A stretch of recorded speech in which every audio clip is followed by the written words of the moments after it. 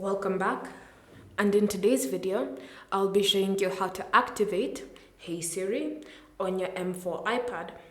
So the first step is to open settings, and in settings scroll and select Siri.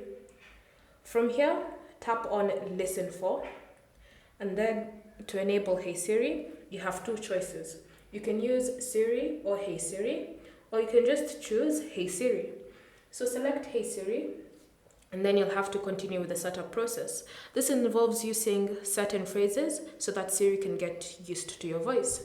So to continue, just tap on the button and then say the phrases. Hey Siri, how's the weather?